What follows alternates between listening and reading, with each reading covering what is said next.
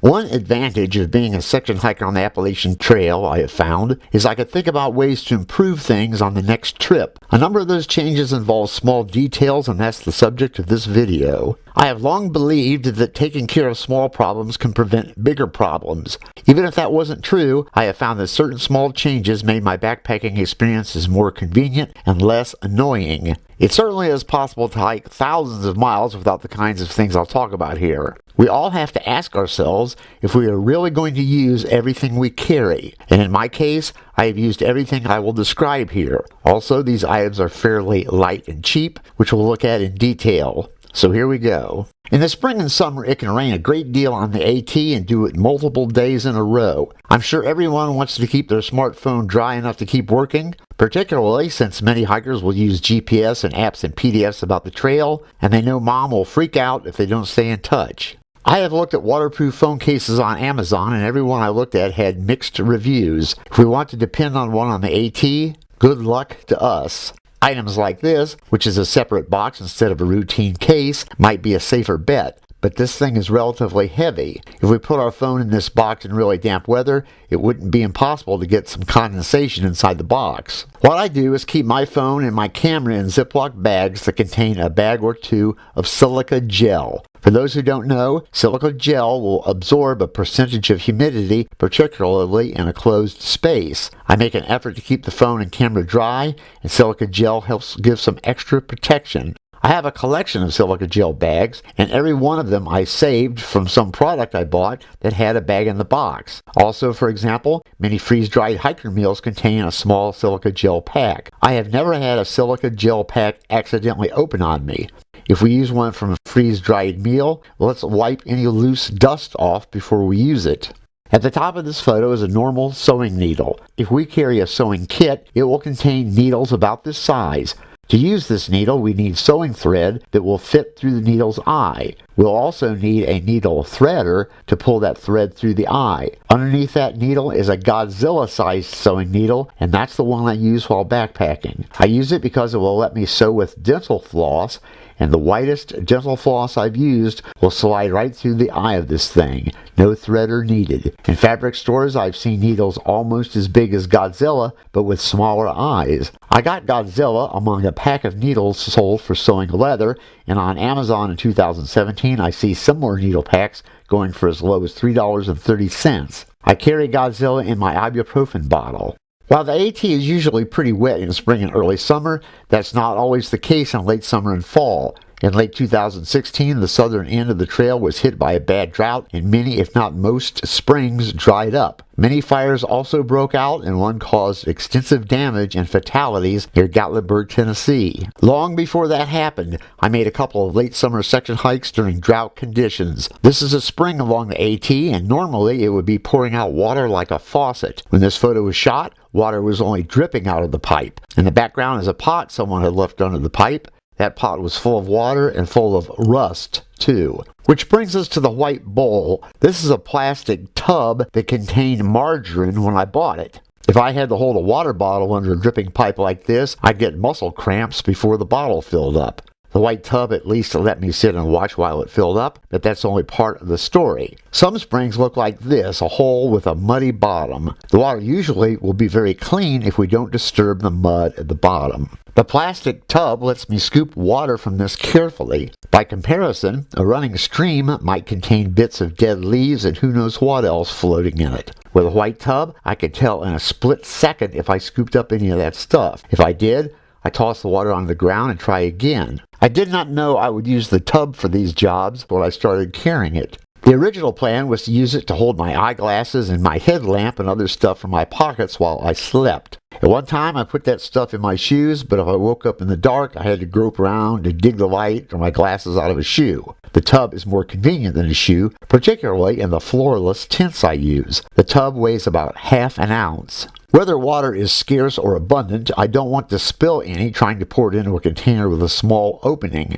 So I started carrying a small plastic funnel. I got this one at a Walmart for $1. In 2017, the price might be up to $2. The funnel weighs 11 grams, well under half an ounce. Even when water is plentiful, some springs aren't right on the trail. Some will be off the trail or on side trails, and that usually means walking down a steep hill to the water and climbing back up after we've got it. The short story is I got tired of carrying my pack on those extra climbs, but it was clumsy carrying the water containers in my hands on the climb back. So I started carrying the red thing shown here. It's basically what's called a drawstring backpack, but with a zipper. It weighs 2 ounces and will carry 6 or more pounds of water no problem on those uphill climbs. This one is a true drawstring backpack with no zipper. Both models can be worn on the back, which is why I wanted them. This one weighs 1 ounce, the same as my homemade stuff sacks. I've hiked with the red one and the blue one, and when I'm not carrying water in them, I use them as stuff sacks for something else. Also, if I stay in a motel and walk to a supermarket, I take one with me. I got both for free. 2 people I knew were about to throw them away, and I said, oh no, give them to me. I've seen similar models on Amazon as cheap as $6. In perhaps a similar vein, I've always used a cheap and fairly light fanny pack on the AT. I got used to carrying one while hunting and continued the habit while hiking for 2 basic reasons. Anything really valuable I have on me will be in the fanny pack, and I wear it everywhere I go, no exceptions. It carries my phone, camera, compass, money, and map if I have one. I also carry a small water bottle on the thing and can grab it for a quick drink. Many fanny packs this size have extra straps and are too heavy and clumsy. This one weighs 10 ounces empty after I cut off the extra straps. I might be able to find a lighter one, but so far I've been too lazy to look.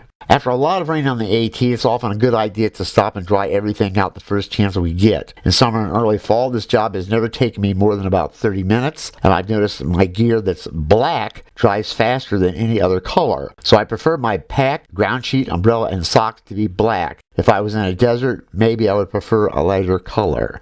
This small carabiner weighs 3/4 of an ounce. I use it as a weight on the end of the cord that I throw over a tree limb when I hang my food bag. This carabiner is too light for hanging a hammock, but I still find it useful. For example, I have one on a pack strap, and on that strap I hang a bandana and my ball cap. I always carry 2 bandanas. I think of one as a wet or dirty bandana and the other as a dry or clean bandana. I use the dry bandana to wipe sweat from myself. The other one I use to dry off or clean anything grungy. For example, I would wet it and use it to clean my feet. A typical bandana weighs about an ounce dry and usually costs a couple of dollars. I also have a small piece of cord tied to my pack. If I want to dry a wet bandana or wet socks, I tied them on tight with this cord and kept walking. If we stealth camp and worry we might have trouble in the morning remembering where we hung our food bag, we might consider using orange paracord instead of, for example, white nylon. I have seen 50 feet of this stuff in discount stores for roughly $5 or so. If we worry that we might misplace or lose some small implement, its visibility will be increased if we tie or sew on a piece of orange paracord.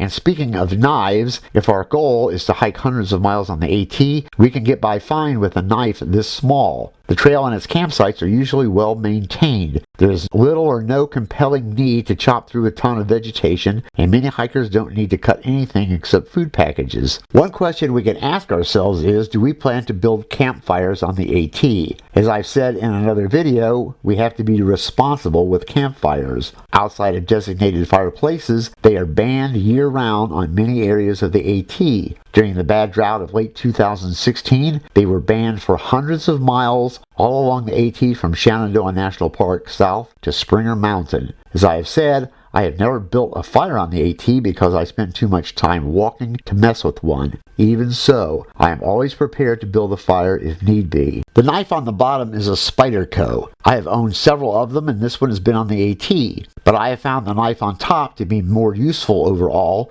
particularly when making fires. The saw on this Victorinox Swiss Army camper lets me use wood too large to break by hand. If I saw through a wrist-thick piece halfway, for example, usually I can then break it. These knives weigh the same, 2 3/4 ounces. The Victorinox was about $25 cheaper than the Spyderco. As time has passed, I have found myself addicted to Swiss Army knives. I've used Swiss Army knives to fix everything from a jammed printer to a car tail light. I once met a hiker with a broken pack strap. She bought a new pack, and I thought if that was me, I'd fix it with a Swiss Army knife and some rope, at least until I could replace it. In fact, a Swiss Army knife, duct tape, and a Godzilla needle helped me patch this Fanny Pack strap on the AT. I have used the can opener, screwdriver, tweezers, awl, and toothpick on Swiss Army knives hundreds upon hundreds of times. If I ever lost my Swiss Army knife on the trail, heaven forbid, I probably would collapse and sob uncontrollably. Having said all that, there are cheaper alternatives. The knife on top here cost me $2 at a Walmart. These folding scissors, which I've seen as cheap as $4 in discount stores, will cut through paracord and food packages with no problem. This is a 30-inch piece of quarter-inch vinyl tubing. I got it at a Home Depot for about $3.50. It weighs 3/4 of an ounce. In another video, I told how I blow through this and use it as a bellows, and that lets me produce a hot fire very quickly with a modest amount of wood. During one section hike, I spent a night at a campground, and the family at the next campsite was having trouble getting a fire going. So I got the tube and had the fire shooting up 10-inch flames in about 2 minutes flat. When Mom and Dad saw that, they broke into smiles and gave me a beer. This is a tiny Nalgene bottle about an inch tall, and it contains common household ammonia. I carry it in case I get stung by a bee. I did get stung once on the AT, and I went for this bottle in a hurry. All I had to do was wet a finger with the ammonia and daub it on the sting. There is sort of an old wives' tale that urinating on a sting will neutralize the venom. That's not exactly true because urine contains very little ammonia right out of the body. It has to sit for a while so a chemical reaction can take place and produce the ammonia. So if anybody tries to pee on somebody else's bee sting, don't expect it to work. And there will be some explaining to do if anybody catches you doing it. Rightly or wrongly, starting with my second section hike, I became obsessed with how fast I was moving. If I thought I was moving fast enough under the circumstances, I was very happy. To keep track, I used a trail guide and a watch. I much prefer a watch compared to digging my phone out and checking it. This is a Timex Expedition, which I see in 2017 as cheap as $23 on Amazon. That makes this and the Victorinox camper the most expensive items on this list. On the watch band is a small liquid-filled compass that costs about $7. In other videos, I have lectured like a broken record on how valuable it is to carry and look at a compass. The link's in the description. If the compass is on my wrist, it speeds things up. And if this compass is about 3/4 of an inch away from the watch, I get an accurate reading. I don't know if this has happened to anybody else, but there has been a time or two when I woke up in the middle of the night, having somehow got my sleeping bag twisted somewhat tightly around me, and I had to grope around to find the zipper. I assume this was caused by turning in my sleep. For this reason, I got into the habit of using a sleeping bag like a backpacking quilt. I would zip the bag up just enough to create a pocket for my feet, and then just drape the bag over me, mostly unzipped. I have done this in 20-degree weather in the snow in a floorless tent with no problem. This was on a full-length ridge rest closed cell pad, and for whatever reason I've never woken up with the bag off of me, so this might be worth a try if anyone else gets sleeping bag claustrophobia.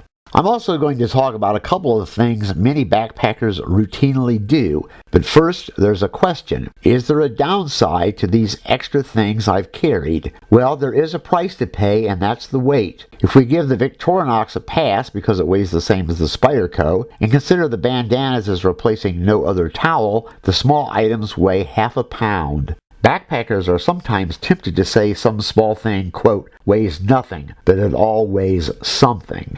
One very common and old trick on the AT is to wrap some duct tape around trekking poles or something else handy. But if we use all of our tape or forget to bring any, we often can find a small roll of the stuff for a few dollars at a gas station. A lot of thru hikers are happy to smell bad and don't worry about it. Some section hikers, however, will carry deodorant. If we start to stink, we can stop it pretty quick by applying some hand sanitizer to our armpits, and while it's still damp, follow it up with some stick deodorant.